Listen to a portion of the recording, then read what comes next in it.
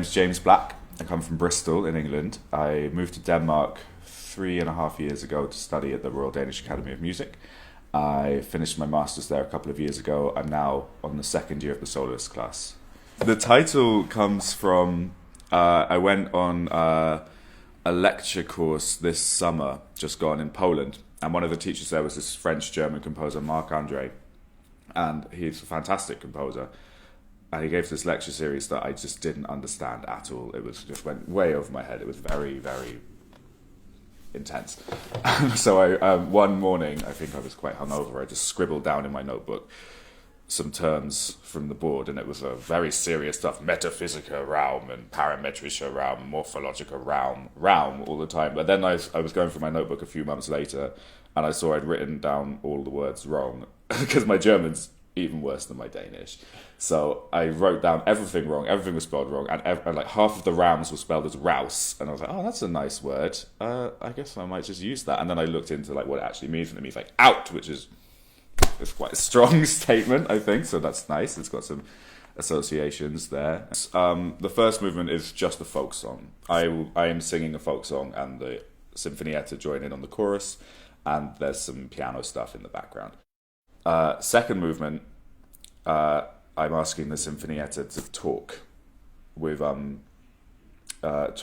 like changing between two vowel sounds, a and o. So they're all going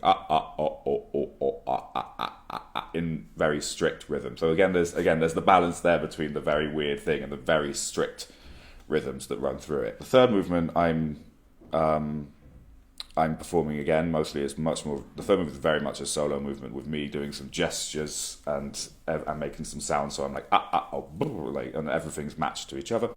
And the last movement is just loud. that's everyone is playing. Everyone is playing in the last movement for the first time. Everybody plays.